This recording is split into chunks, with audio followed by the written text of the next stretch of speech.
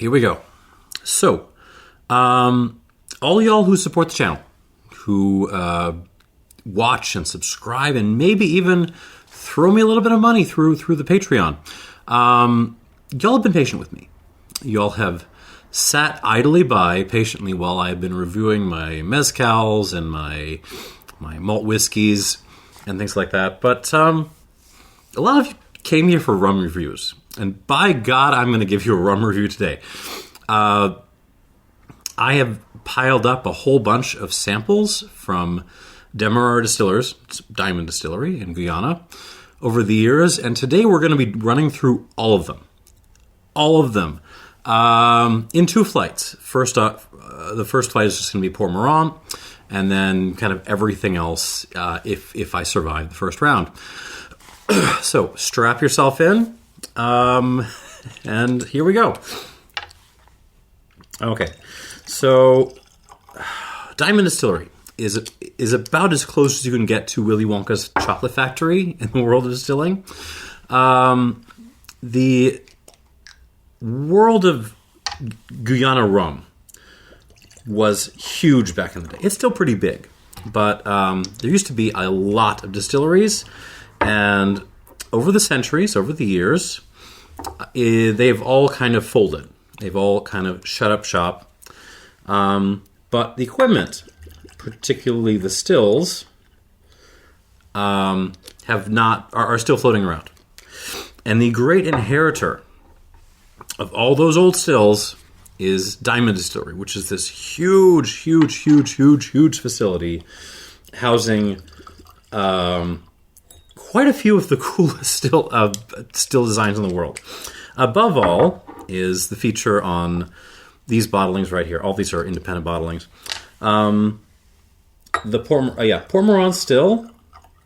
Jeez, look at the color differences on these. The Port Mourant still. I won't go into too much depth. Actually, Robin over at This Blog's Neat did much better breakdown on this. The Port Mourant still is super cool for a bunch of reasons. Number one, it is made of wood. Sorry, microphone error. We're going to keep going. The still is, so it's made of wood, but that's not the only cool thing about it. It's a double pot still, which is not the way it sounds. So you're familiar with double distillation, say in Scotland, right? You daisy chain two different stills, a wash still and a spirit still together. You put some wash in the wash still, you still it, you make your cuts, you keep your hearts. Hearts go into the second still, and you distill again. You do more cuts, and you're done. That's classic, double distillation. This is not that. In the rest of the Caribbean, you have retort setups. So you have one big classic pot still, and then sorry, that distills the wash again. But instead of being turned back into liquid, and then you make your cuts, it goes into a retort, which basically just concentrates the alcohol vapors.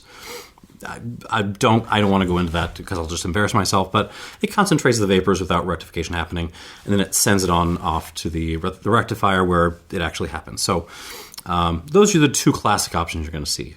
Good old-fashioned double pot distillation and use of retorts, like double retort stills, Jamaica, that kind of stuff. That is not Port Mourant. Port Mourant is two pot stills, but there isn't you don't make cuts from going from one vat to the other. So the first vat just dumps all of its output into the second vat, which is smaller and run a little bit cooler, a little bit longer. So essentially you can think of it as a blank run. There's no cuts made in that first still. It's just, pot distillate, heads, hearts, tails, everything going to the second vat, which is, is not, but it's not just that is distilled. Second pot also has its own wash. It's loaded with its own wash. So you're distilling this mixture of the first still's, output with new wash, that goes into a retort, and then you're done. That's the Port Mourant. It's completely nuts. Also, remember that this thing is made of wood. No other still is like this in the world. Nothing close. And that's why it is so popular among distillers. I'm sorry, I've been babbling about this for 5 minutes. This is going to be a long-ass video as it is. Let's get to tasting. We're going up in order of ABV on this. We're going to start with a newbie, a new kid on the road, Roaming Road. I reviewed a whole bunch of their rums against the Velier Flag Series before, and found a Jamaican that I absolutely adored. This is their Guyana, though. And not just any Guyana. This is from a PX cask.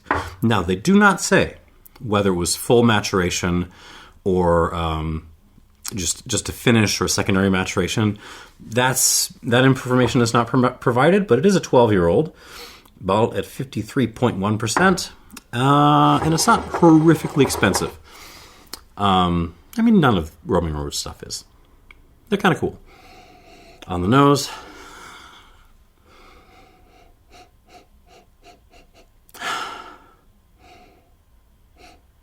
Yeah. I gotta say, in the battle between PX Cask and Port Mourant, the Port Mourant is kind of winning this one.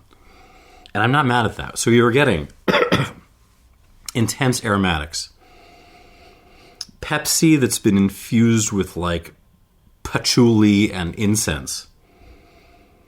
Exotic woods, balsa woods.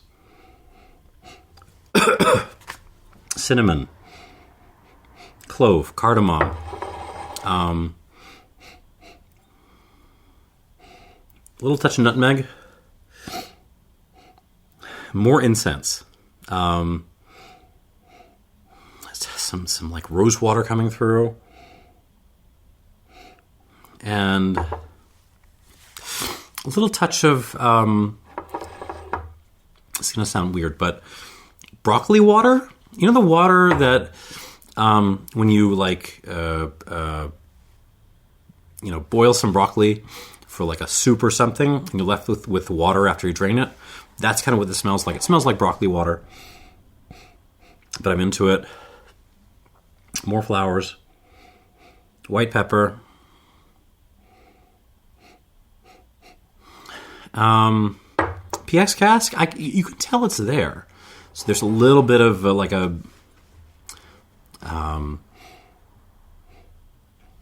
little bit of raisin, just a dollop of, mud. What kind of mud? Alabama mud. Why not?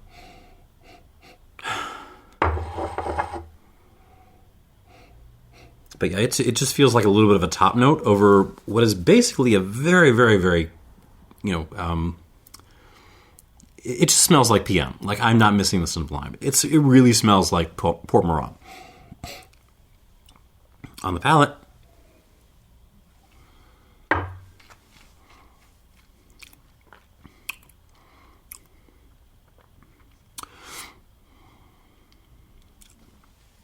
Ooh. I was just about to say, yeah, it tastes like a bunch of other continentally aged Port Mourants that I've tried over the years.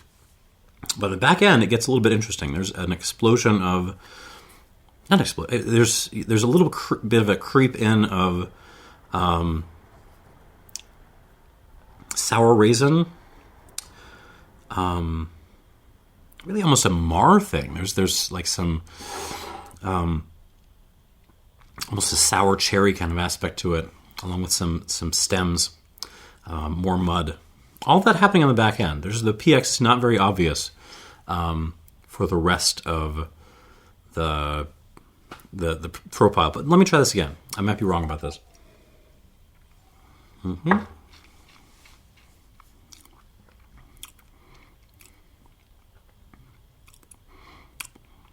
And then it pops up. Yeah. So on the front of this, pretty much similar notes as on the nose. Pepsi and patchouli and broccoli water and lots of spices. The cinnamon and the cardamom and the nutmeg and the black pepper and the clove. All that's in play. The exotic wood, little perfuminess, rose water.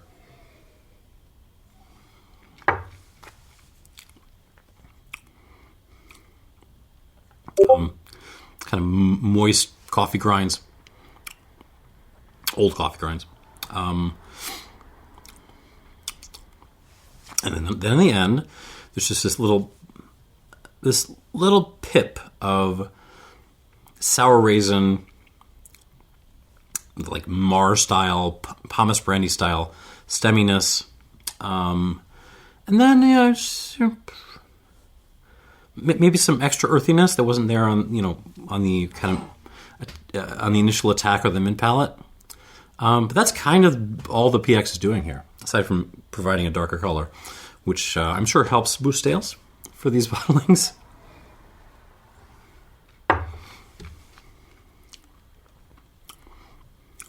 It's fine. It's good. It's nice. Let's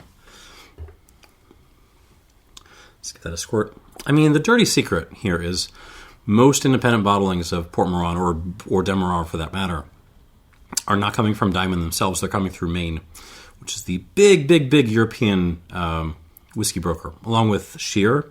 Shear's the unaged rum one. Maine is the aged rum side of the business. And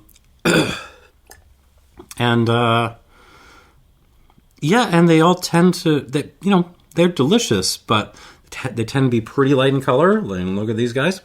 And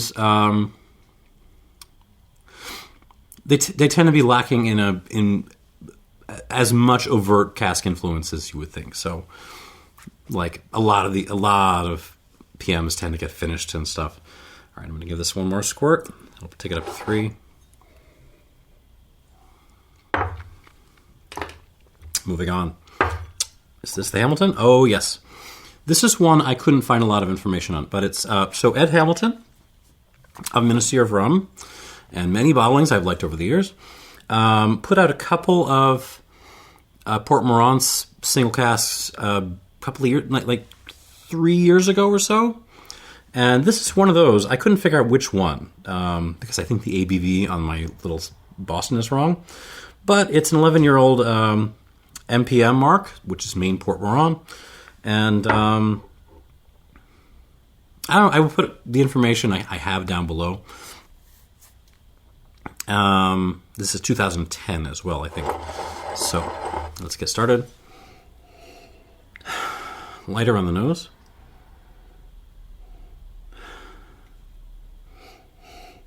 To my surprise, it's this one is more woody on initial impression than the previous one.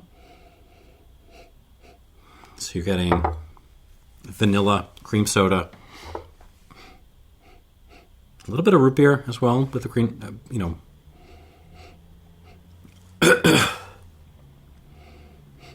touches of like sawdust and ginger as well. Kind of woody notes.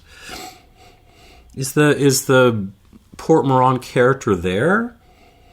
I mean, yeah, there's some like perfumes and incenses kind of peeking through. Some fennel as well. Touch of a little brininess, maybe like salted licorice. Black pepper, cinnamon. Yeah, unexpectedly given the color, this one actually comes across as more wood-driven than the previous glass. Or maybe just different wood. I don't know. That's what I'm getting. I'm getting a lot of American oak. But still pretty yummy. All right, on the palate.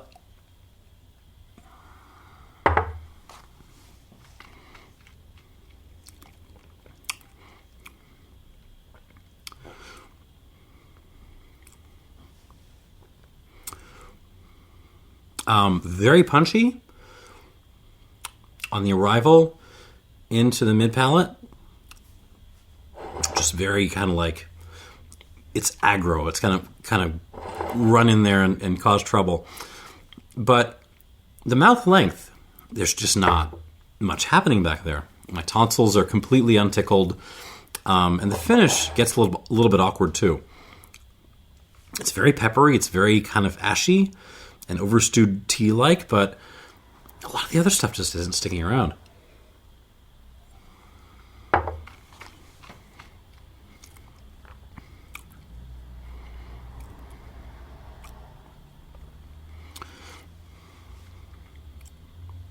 Is there Port Mourant character here? Yeah. You're getting your perfumes and patchouli and your incense.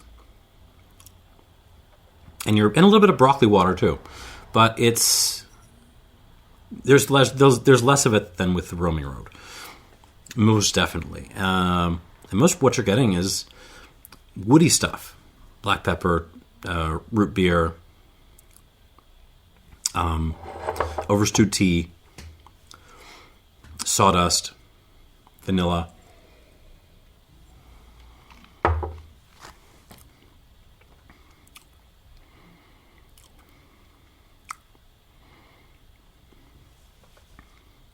It's kind of, just ashy and a little bit overly peppery on the finish, which would be fine if there were other stuff also sticking around to kind of balance that off, but it really isn't. Like everything else that's happening with this rum, at least, without water, it just kind of falls off. And all you're left with is pepper and kind of bitterness. I don't hate it.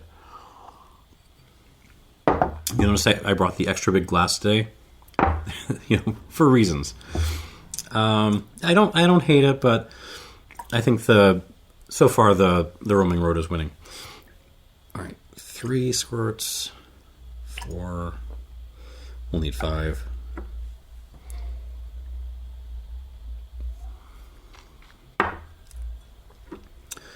Oh.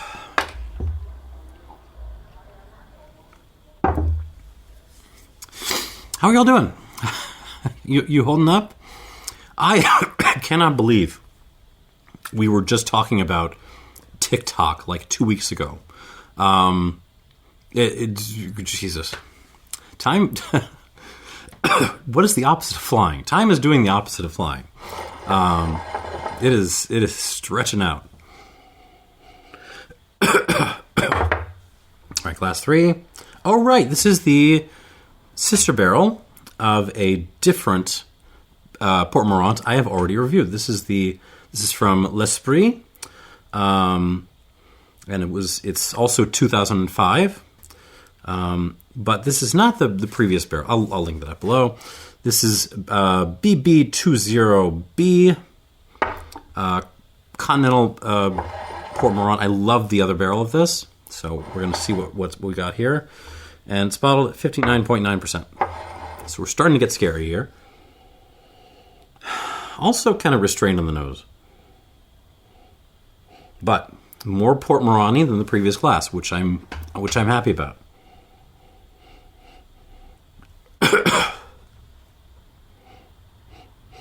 Broccoli water, but also just full on like boiled broccoli.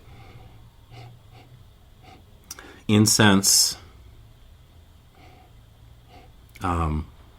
Balsa wood, a little bit of a metallic thing that I'm into, like a rusty tin can maybe. Cinnamon, cardamom, salted licorice, hints of black olive as well. Okay, this is probably I wish it were a little bit more open. It could just be my fault because I only open these bottles, early this morning.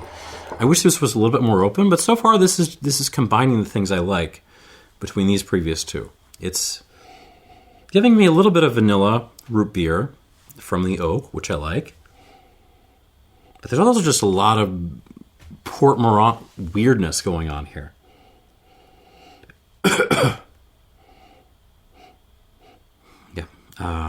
Roses, more flowers, touch of lime peel.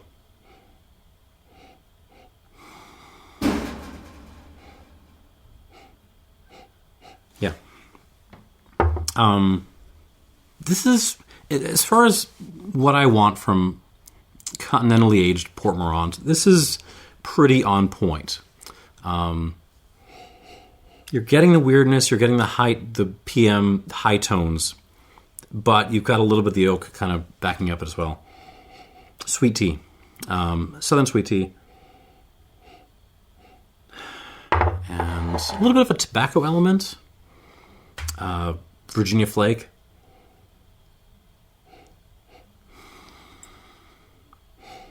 And something nutty. A little hint of Jim Beam, honestly. Just good old Jim Beam white label. Why not? On the palate.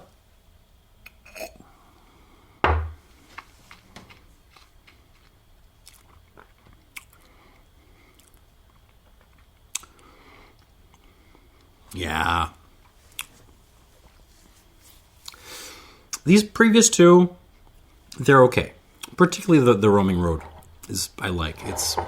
It's not in any way a bad PM, but this is what I want. Like, this is completely dominating my mouth with black licorice and perfume, but also like weird, broccoli and Brussels sprout stuff. Like a little bit of a compost vibe to this. But then like sweet tea, root beer, lane cake, lime peel.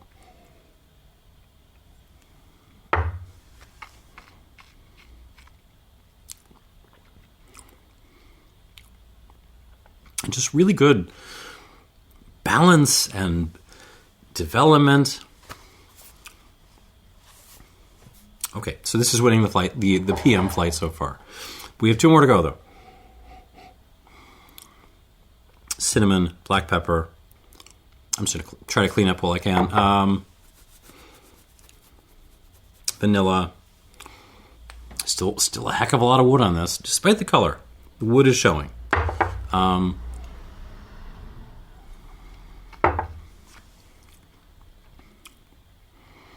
Yeah, there's just more balance and more mouth presence from these two. Yes, there's a lot of pepper and a lot of wood on the finish of this. It's quite spicy and bitter, but the florals and the green notes that I really like on PM, those are sticking around. Those are holding up. They are not fading away to anywhere near the same degree as with the Hamilton here. Yeah, this is good. I do have a glass of backup water here in case I need it. 3, 4, 5.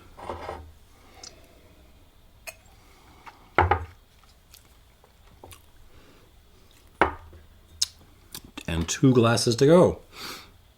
Oh, this is going to be a fun one. All right, this is an old Vellier Flag series. This is from maybe 2 years ago.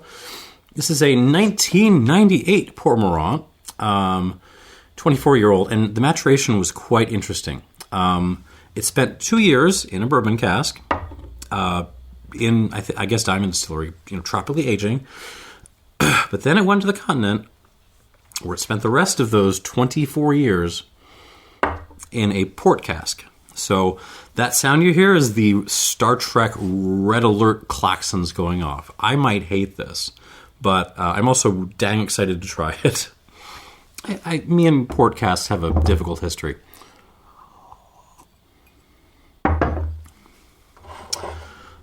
On the nose.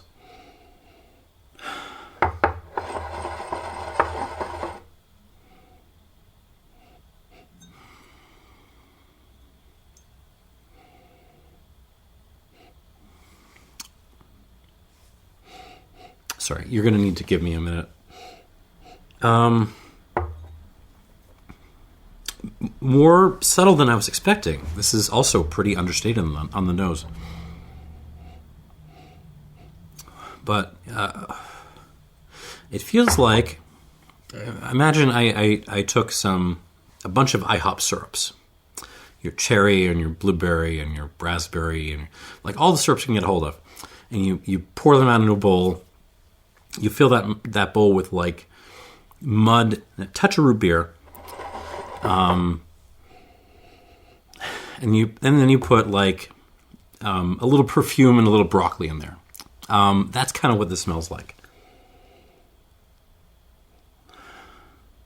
But again, like that sounds like a very loud smell. This is actually very quiet. Imagine if you let that mellow for a little bit, without like rotting and fermenting, and it just kind of like mellowed out a little bit. Oh, there's some black Cavendish on this, like sweetie tobacco, but not flavored. Just you know.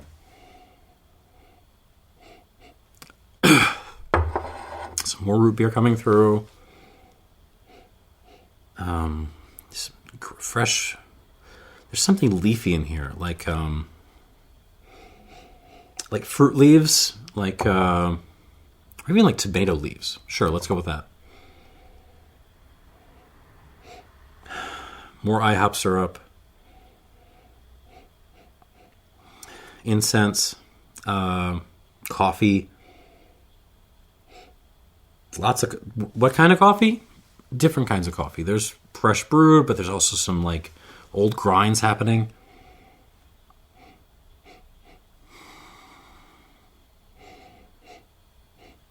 All right, I'm starting to get this. I don't know if this is totally going to be my thing, but yeah, it's. I appreciate the balance in this nose. It's doing some fun things on the palate.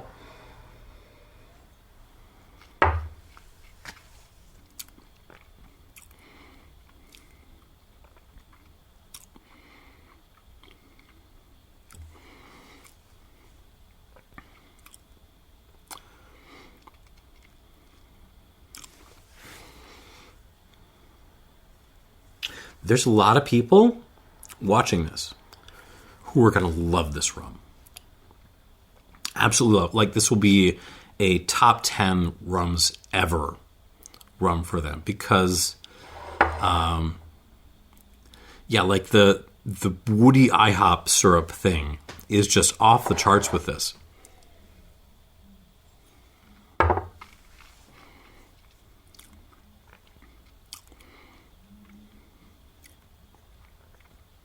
And this is very good. This is a very, very good PM.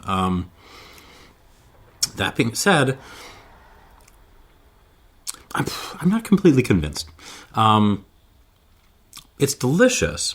It's impressive. Like, there is just a whoomph of power of, like, you know, IHOP syrups, like, you know, joined together with, Powerpuff Girls Chemical X, and they turn into, like, a superhero. There's kind of that vibe. This has a lot of power on it. Dirt, tomato leaf again.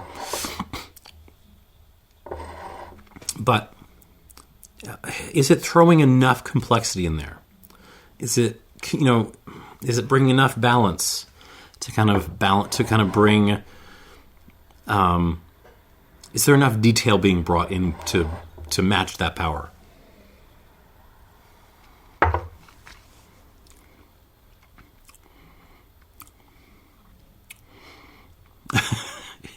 It's pretty damn good, though. Lots of brown sugar. Lots of root beer. Exotic woods, but alongside that, just like good old-fashioned U.S. oak. There's some vanillas. Teas. But it's all just color for that gigantic, muddy, leafy IHOP syrup note.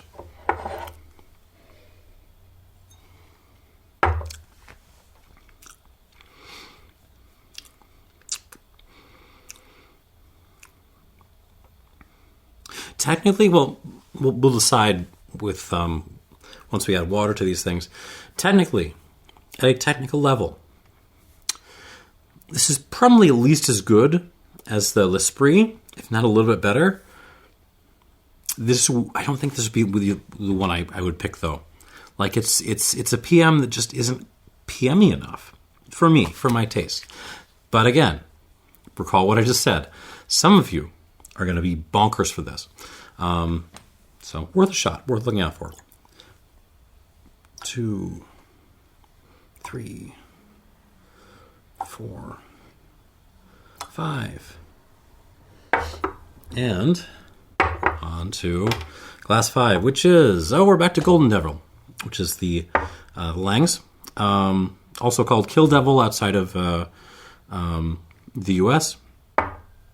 I think this was a K&L pick, but in any case, it's a 2008 Port Mourant, and it is bottled at 64.5% alcohol. I think it's like, I wrote down the notes in the text document, which is now hidden from me. I think it's a 13-year-old.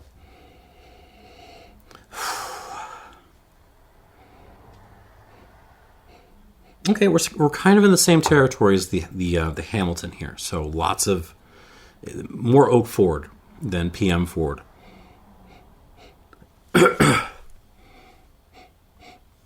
Vanilla,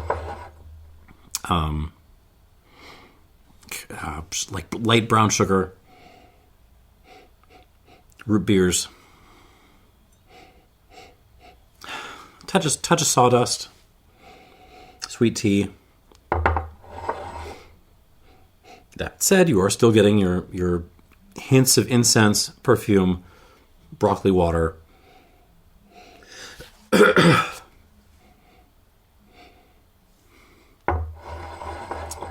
Cinnamon sugar, cardamom, clove, and a little touch of sage in this one as well. Oh, and salted licorice. In some ways, this smells like just a better version of the Hamilton here. Okay, on the palate.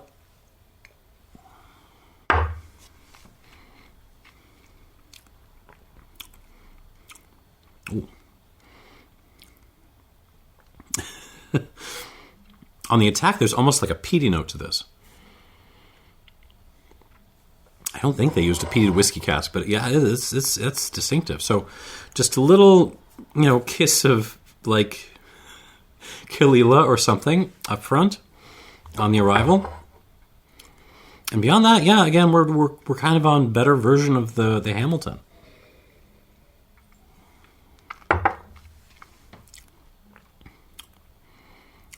What is that? I'm not mad about it. It's nice. I could just repeat the nose, honestly. Sweet tea, vanilla, root beer. In the lead, some kind of tea tannins things happening, black pepper. Mouth presence is better than the Hamilton, though. It's holding on. The finish is more coherent and longer in the way that matters. The mouth length is better. The perfumes and the incenses and the spicy PM characters there, a little bit, not as much as on the L'Esprit, but enough to give this, a good bit of character. Yeah,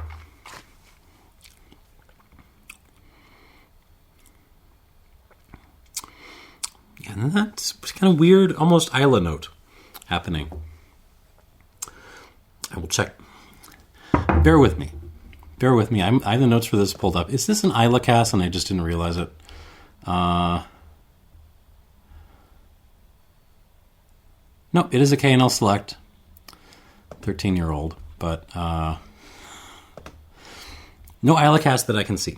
But it really has a little bit of that vibe. The rocks, the kind of lemon peel, oyster thing. And something peaty. Yeah, interesting. All right, I'll give this some water. It'll take a lot. 2, 3, 4,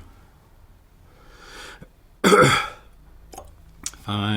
and then I'll do 5.5.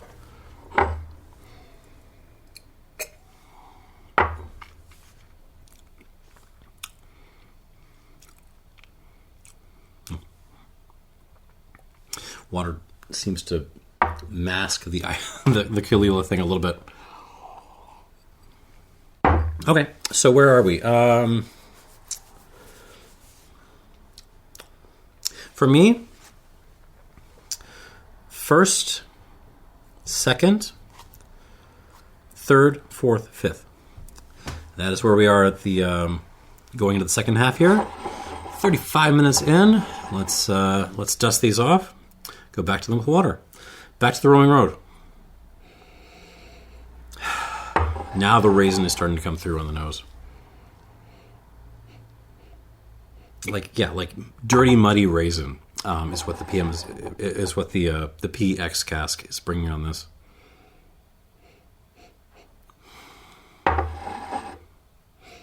And yet, despite that, this is still more distillate driven than like these two, glasses 2 and 5. You're still getting the glorious incensey green character of the PM. Okay. I don't mind this cask. This is a PM cask that I don't hate. And that's an achievement on the palate.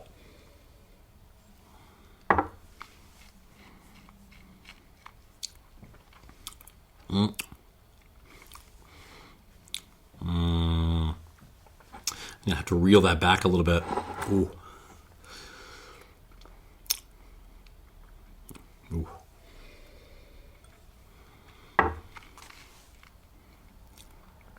Yeah. Ooh.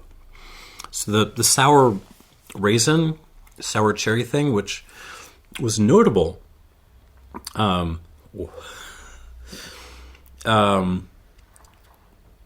Yikes. Was notable on the first run through with this.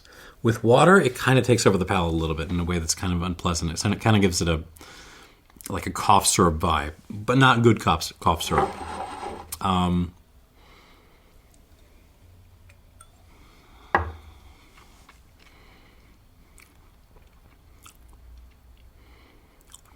Ooh.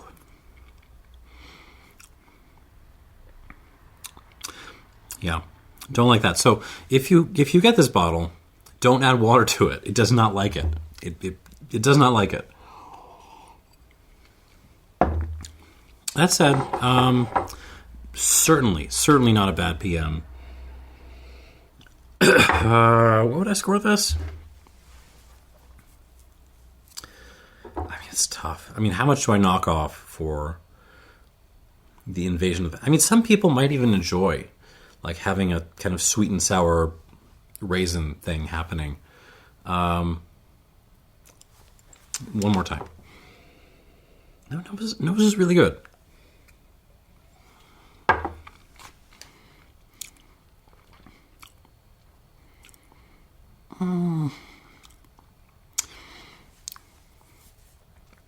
It is raisiny, but it's also got lots of PM-y stuff going on, which I like. I'm torn on this. I'm going to call this like an... It's an 85, but it's more like an 86 minus 1 equals 85. Because, yeah, it just... If you drink your PMs with a little bit of water in them, I don't think I can recommend this, unless you really like PM casks, in which case it might be more your thing. Moving on. You know, I can start moving this way, can I? All right. The Hamilton. No, I'll keep the bottle there anyways.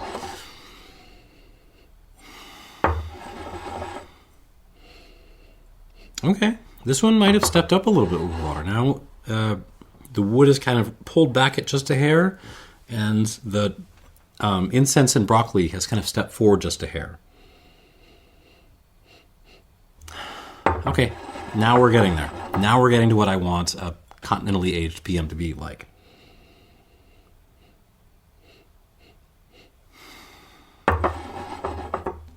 It feels more like the vanilla is integrating and wrapping itself into the broccoli and incense rather than kind of sitting on top of it. Okay, nice. On the palate.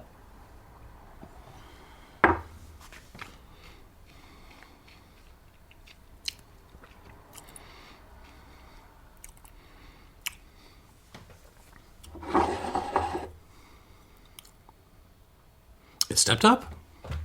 It's been absolutely stepped up with a little bit of water. It's still not the longest in terms of mouth length. Would I prefer the finish to be a little bit more balanced? Does it still bring a little bit more pepper to the table than I would like? But what I want to be there is much more there now that I've put some water in this.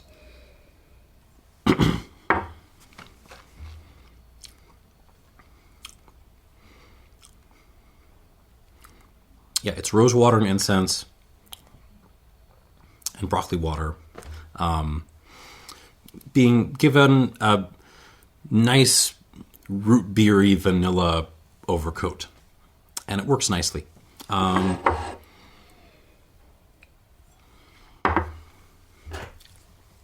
don't think it's going to win the flight. I still don't, but better than it was. I'll give this like an 85 plus.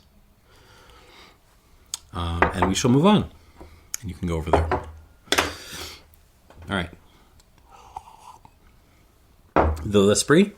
This was kind of my favorite going into this round. Got more flowers coming out of the nose.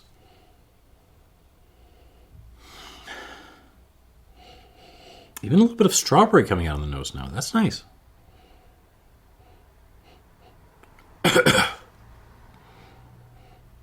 This is one where you can really see just the dual nature of Port Mourant distillate. It's very beautiful and a little bit kind of dirty and grungy and composty at the same time.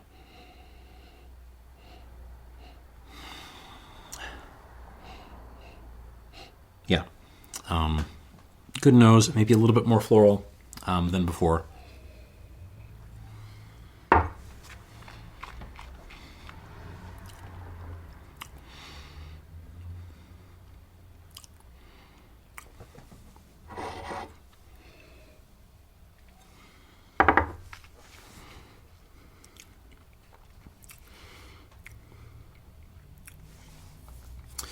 I was hoping with water this would start to pull away and we would start kissing the 90s. It isn't quite there yet. I would still want a little bit more complexity. But dang, is this a good example of continentally aged PM. That's what it is. Just a perfect balance between the beautiful and grungy aspects of PM meets some vanilla and woodiness. It's all nicely balanced. I just want a little more from it. A little more.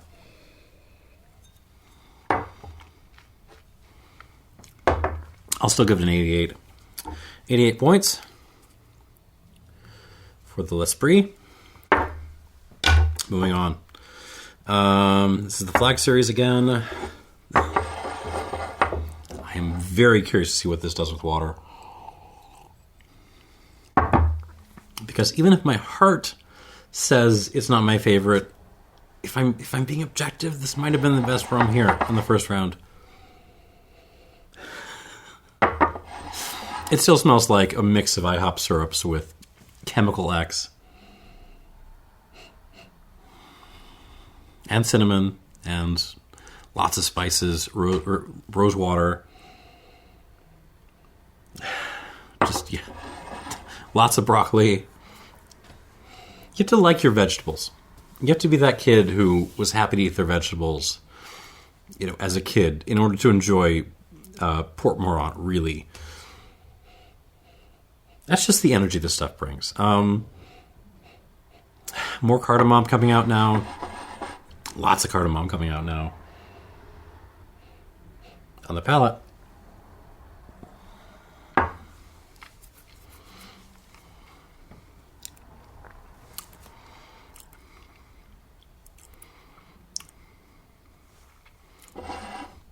Oh. That is a finish.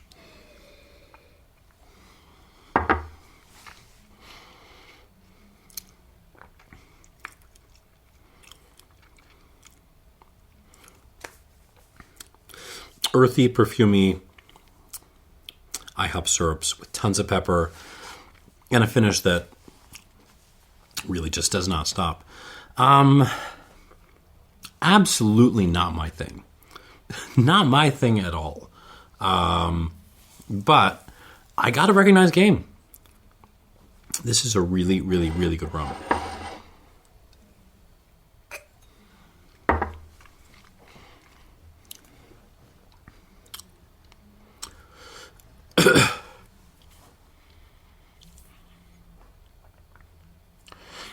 I keep thinking of, like, how can I ding this?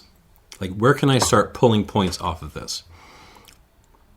It's got enormous power in the mouth. Terrific mouth presence. It's got complexity. It's balanced.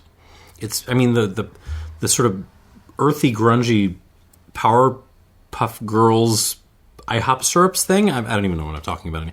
The metaphor has been stressed so far it is breaking. But you would think that would be unbalanced, but you spend more time with it and you recognize, no. There's enough little details going on, florals and stuff, to kind of pull this thing together. So yeah, no, I'll 90 this. I'll give this a 90. That being said, it's totally not my thing. It might be your thing, but you gotta respect what this crazy 22-year port-aged Port Mourant is doing. This is very good.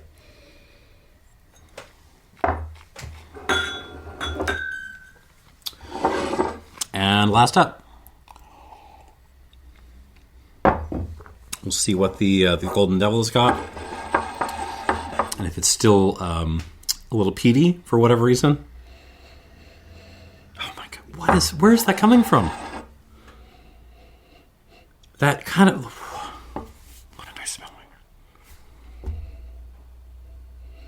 Yeah, it smells like what the Hamilton was doing, but a hair bit more intense and with a layer of Kalila just floated on top of it. And I do not understand why. But I like it. It's doing it for me. Oh, okay, on the palate.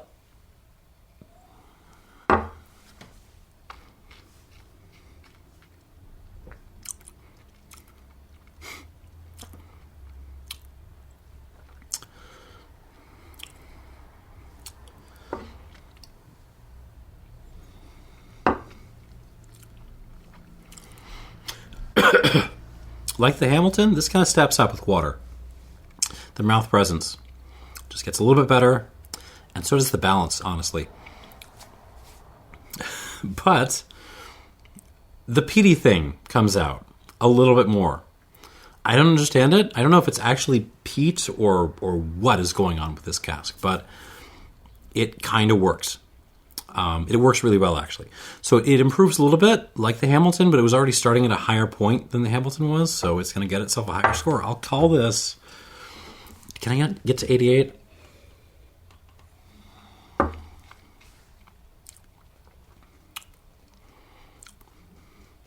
No, I feel like the L'Esprit brings a little bit more complexity to the table, despite the Kalila overcoat going on with this. I'll call this an 80. Yeah, come on, right. 87 plus. Very, very good. So that is your lineup of PMs. In last place, but if you like PX, this is worth a look. The Roaming Road, 85, which is really 86 knocked down. And then the Hamilton, 85 plus. And then the Golden Devil, 87 plus. The L'Esprit PM, which is, gun to my head, the one I would like to own, if I had any one of these. And then your winner, the Flag Series 1998 Port Monster, 90 points. Not my thing, but it's going to be a lot of people's thing. All right, and so that is Flight 1. We We're pushing 15 minutes. 15 minutes. And clearly I'm getting a little inebriated at this point. But we are going to move on. We're going to move on to Flight 2. Versailles, still. And the high ester blend that everyone else has already reviewed. So, Versailles, or Versailles, if you are in France, but Versailles if you're in Guyana, is another wooden pot still. It's a little bit of a simpler design from the Port Mourant. It is just a single pot still running into a retort, which runs into a...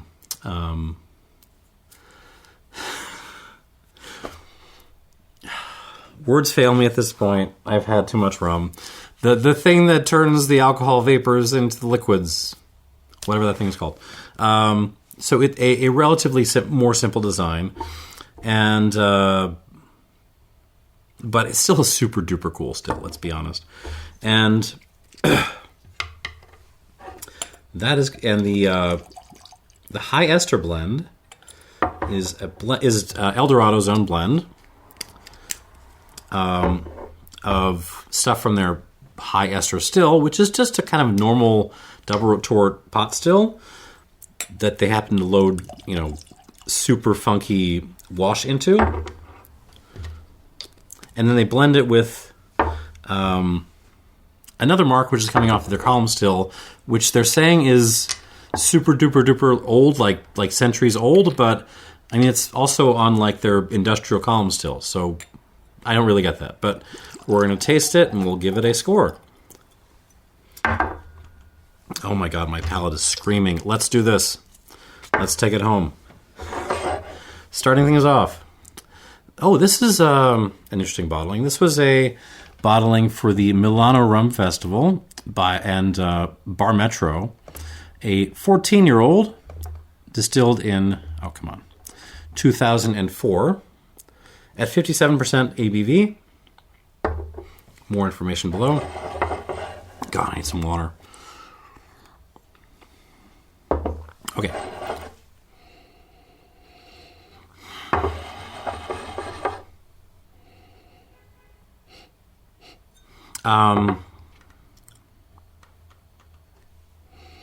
Much more molassesy.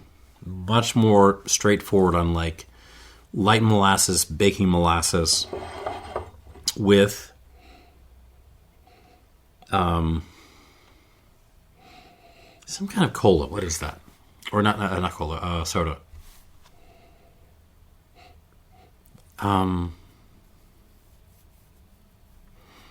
Here's an old, like New Coke. There's a little bit of a New Coke vibe on this. New Coke meets like Dr. Pepper in molasses. But then you just cover the whole thing with like dirt and mud and twigs.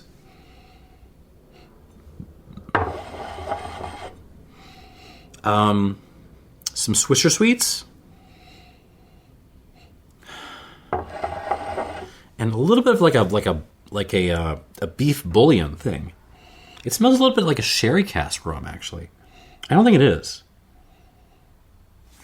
Unless I'm wrong, and let me double check this. I should do my research. I'm not immediately seeing mention of sherry maturation, but it smells like that. It's got that vibe. Yeah, the Swisher Sweets, dried fruit, some prune, fig. But it's very it's very earthy, but at the same time a little bit desserty. Cinnamon, white pepper, just a kiss of, what is that? Not straight vanilla. It's more like a cola candy vanilla. I don't even know if I'm coherent at this point anymore. On the palate.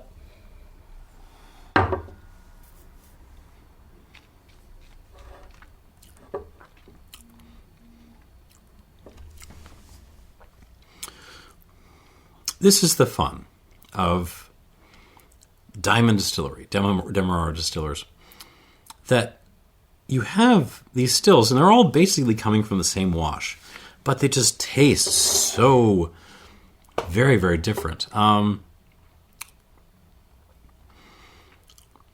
Yeah, this tastes like a sherry cask of some kind. Like it's grungy, it's earthy, but at the same time, it's bringing so much like fig and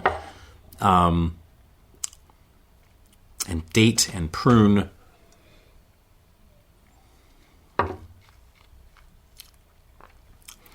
But then molasses, mud, like a Bovril thing, rust, that kind of rusty tin can I mentioned at some point in this video previously.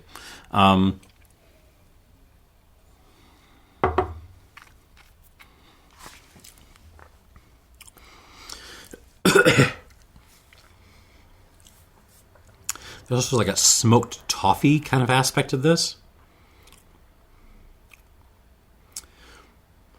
It's been a while since I've had some Versailles rum.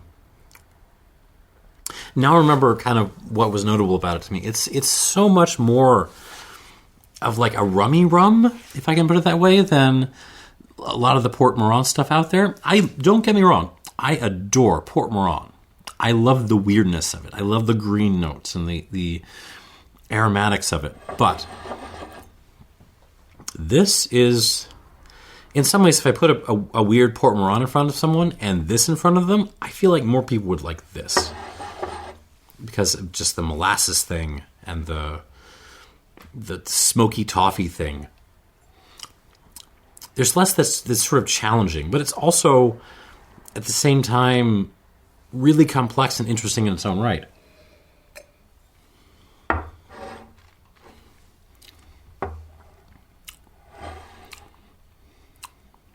The development and the kind of mouth presence are good. Not spectacular, but very good. We'll see what happens with water. 2, 3, 4.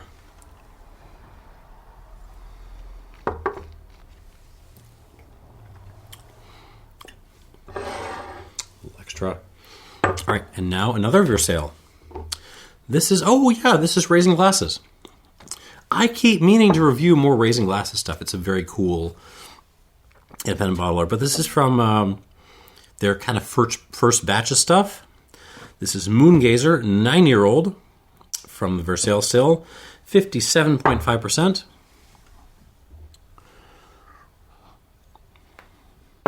And let's see what it's got on the nose. I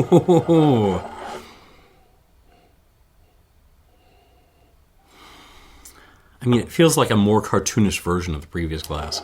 This one was somewhat reserved in terms of its figgy, datey, pruny character. This one is like just coming straight out and hitting you in the face with it.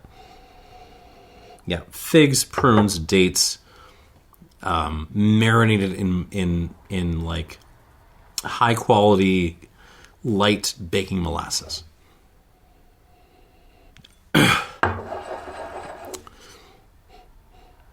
Yeah, but then mud and like beef bouillon, a little bit of vegetable bouillon as well. Black pepper, Swisher sweets, kind of just muddy stuff. Again, like Versailles often just smells like a sherry cask. It's really interesting. Vanilla, New Coke and Dr. Pepper. I'm sorry, I shouldn't be using New Coke as a note, right? Because like 90% of y'all watching this are not as much of a boomer as I am, and you haven't had New Coke. It was fine. It was just boring.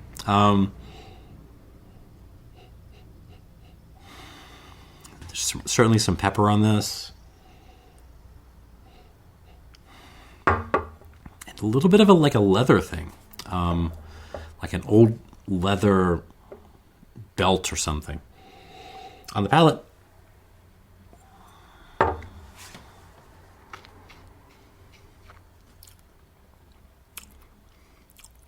Oh, I think I forgot to mention the smoky toffee thing. On the nose, it is there. Maybe not as quite as much as the Milano one, but on the palate, it is most definitely there. Like smoky toffee and like smoky molasses all the way.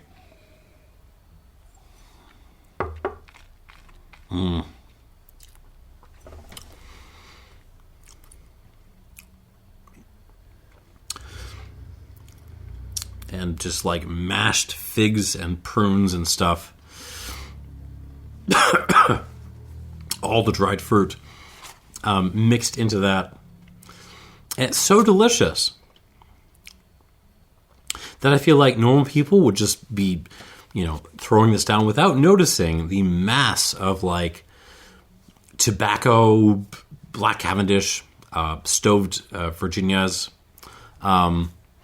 the mud and the the bullions and all the weird savory stuff going on in this. Leather, black pepper.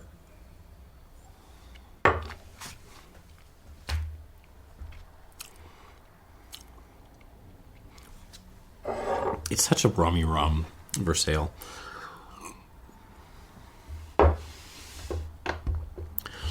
It's like a cartoon version of what, normal people think rum is supposed to taste like.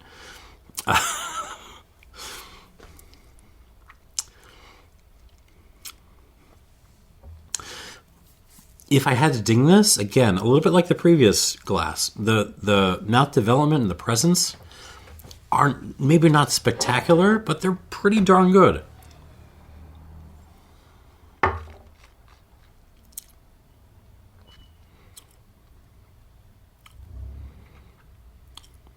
Very darn good. Okay, let's give this some water. 1, 2, 3, 4. We'll do 4.5. 4.5.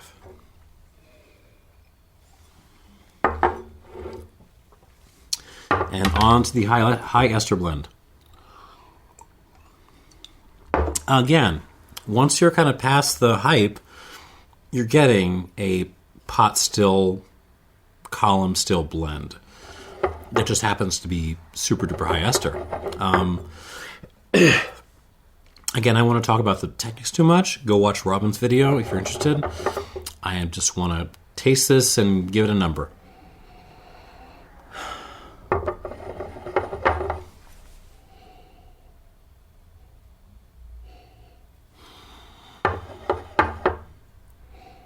So, high ester, as a descriptor, kind of gives you an image of like, some of the aged C Diamond H's and DOKs and stuff out there from Hamden or the rest of Jamaica, to be honest. Stuff just exploding with Smarties and weird pineapple bombs and things like that. This is not in that territory. This is much more subdued.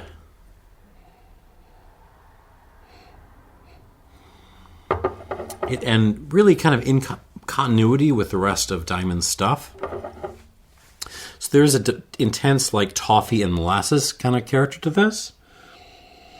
But intermixed with that, kind of woven in with it, is a really powerful floral note, pineapple, a little bit of orange,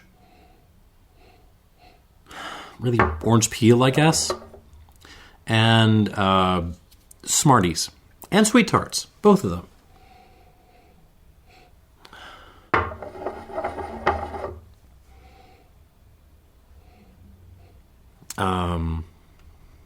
RC Cola. That kind of smoked toffee thing.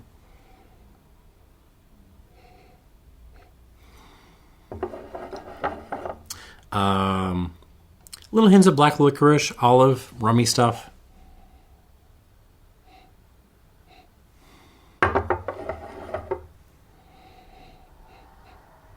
Yeah, This is one, you have to kind of check your expectations at the door. Do not come into this expecting Jamaica. That's not what this is. Don't even come into this expecting, Reunion and Savannah. This is kind of its own thing. It's a little bit more old candy driven, toffee driven, and that's okay. On the palate.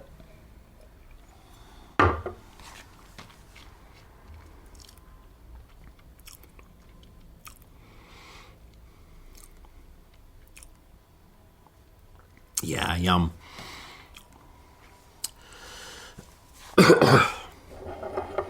I mean, what this is at heart, is a really good El Dorado blend. Like, that's what this is. Like, forget, high ester. Forget, stuff snuck into German rum back in the 19th century. This isn't that kind of thing, but it's a delicious El Dorado blend.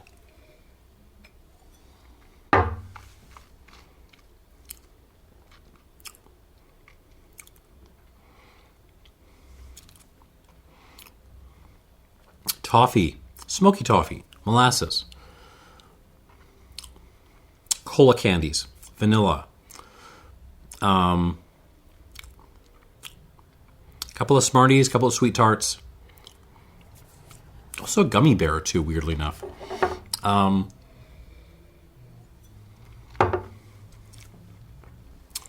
Salted licorice.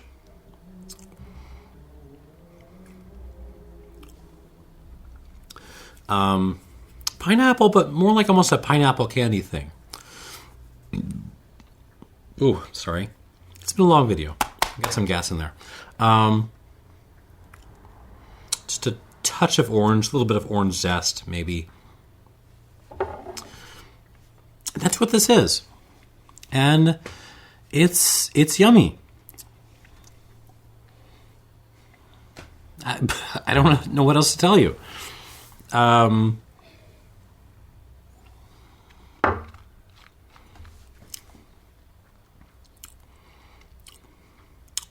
flowers start to build up the more you drink this. You're starting to get some of the kind of Hamden rocks, flowers, back into rocks thing. But it's much more understated. It's much more easygoing and delicious than those rums are. And you know what? I don't mind. I really honestly don't mind. 2, 3, 4. I remember one of the rum guys, the rum cask guys, I'm sorry, giving this rum, the El Dorado High Ester rum, his kind of Am I the Asshole award? Meaning, like, he just couldn't see what everyone else was getting out of this. And I get that. Like, if you have put your time in on Jamaica, high ester Jamaica, including aged high ester Jamaica, and you come to this and you're expecting like a variation on that, you're gonna be disappointed. But if you're thinking like something more along the lines of those blends, the little blends that El Dorado's been dropping at venues throughout the country. My 3 Dots and a Dash one. Binny's has one now. Green Zone had one. Lots of people have had these little blends. If you think of it more along those lines, as just a weirder version of those, then this makes more sense. Don't think of Jamaica. Think of a weirder, turned up version of those. All right, moving on. We will do a second round of these. Hopefully we can be out of here before an hour and 20. I did carb load before I did this, but I'm still feeling the effects of all those Port Mourants. Back to the first Versailles.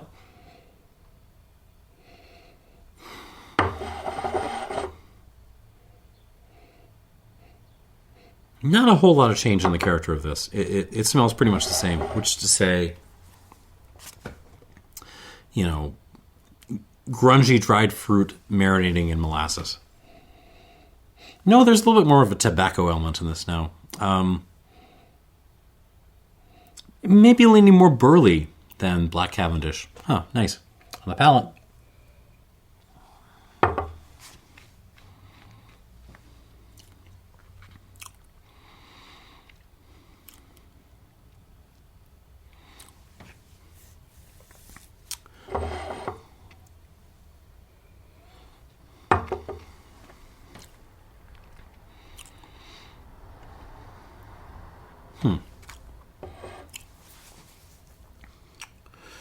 And here I'm kind of torn, because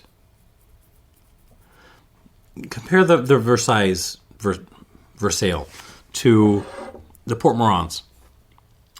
The Port Mourants are more difficult. They're more green and weird, and it really takes time to kind of notice. Wait, hey, these have tremendous development and mouth presence.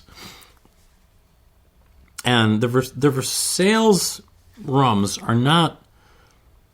I mean, they're part of the same family. There's lots of similarities, but in many ways they're the opposite of that. There is an immediate deliciousness factor to them, along with some grungy notes, which are super fun and interesting.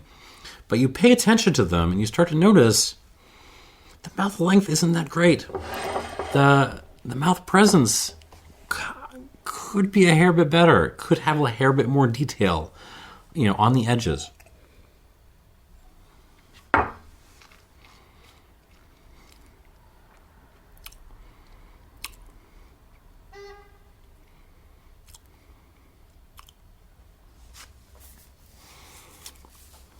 I can't score this that high because in the techniques of it, it's not as good as some of the PMs we just did.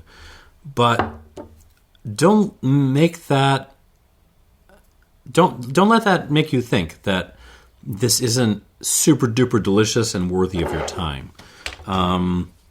Because it is. And it's going to be just more approachable for a lot of people than the PMs are. I'm going to call this an 86 flat. 86 points for the Milano Rum Festival. And let's move on. All right, we're moving back to the raising glasses. I'm going to try to review more of these folks, but I have a hell of a queue built up back there, so bear with me. No one else out there is reviewing literally every spirits category. It's just kind of me. On the palate, or on the nose.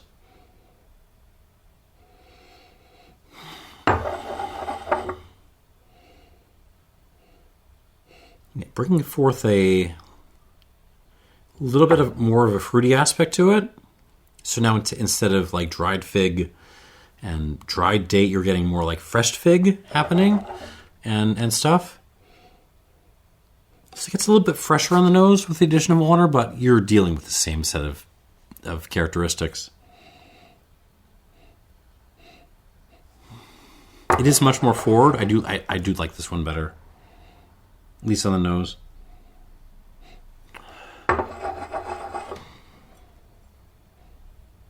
So much toffee and smoke and molasses and sherry cask stuff, even though this never, I'm certain this never spent a minute in sherry cask. On the palate.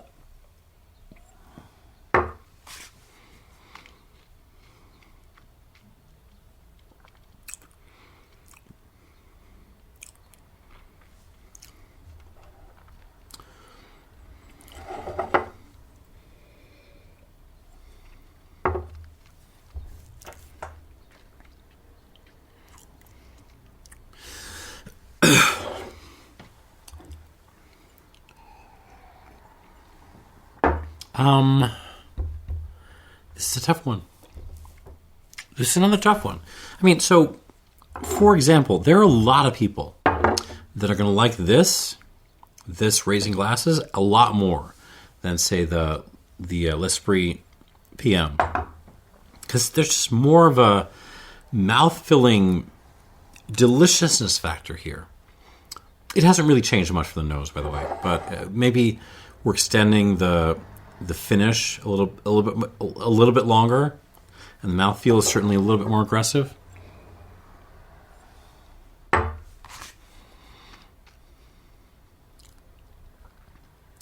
There are a lot of people where if you line these rums up against each other, the Versailles would win by a lot.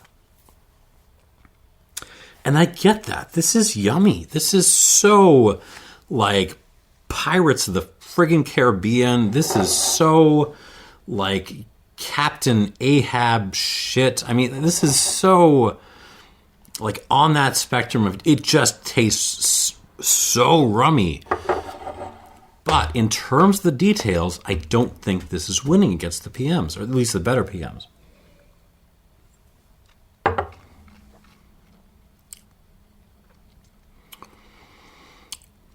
The mouth length is just a hair bit short. The finish is just maybe a hair bit too much towards tannins and pepper.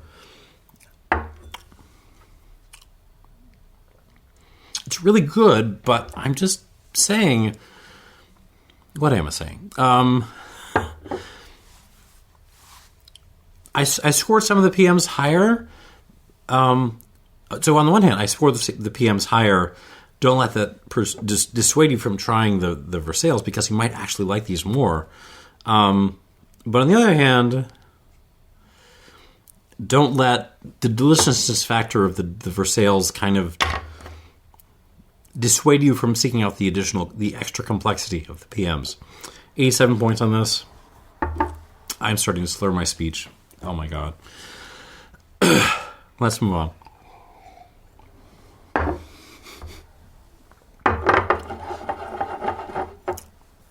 For you. I do this all for you. All right, last score of flight number 2. Ooh. Now there's like a mint and sage thing coming out on this.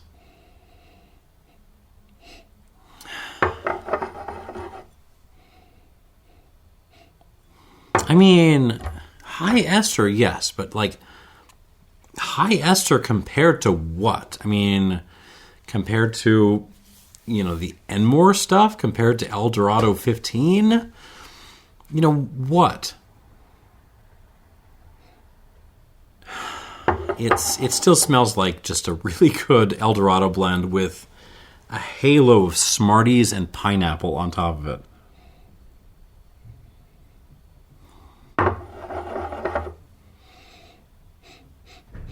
On the palate.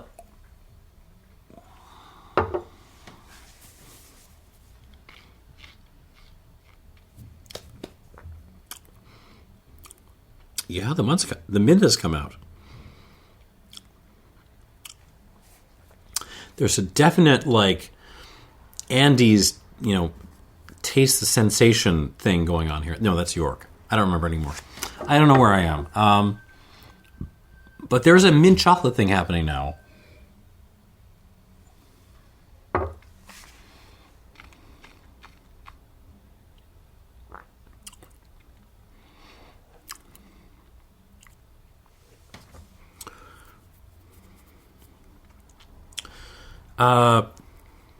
Water kind of firms up the finish. Really kind of generally improves the mouth presence. It's still not going to turn into DOK. That's not the kind of rum this is. It's a really, really good El Dorado blend with some fun Smarties and pineapple, high ester elements in it. That's all this is.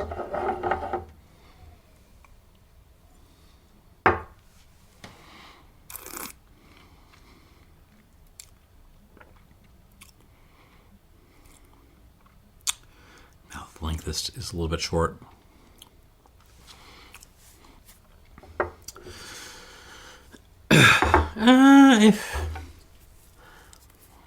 I'll call this the same score as the previous one, 87 points. 87 points. Seems about right. And that is your second flight. The Milano Rum Festival one, 86. 87 for this Moongazer. And the High Ester blend gets an 87. And Rum Cask guy, I'm sorry, I've completely forgotten your name. I get you. I really do get you. But maybe you're looking at this the wrong way. Try it again. It's still not going to be scored in stratosphere, but it's yummy. And, yeah, that is the video. Thank you for watching this 80-minute plus long excursion into Demerara rum bottlings. I'm going to go lay down. Thanks for watching, and cheers.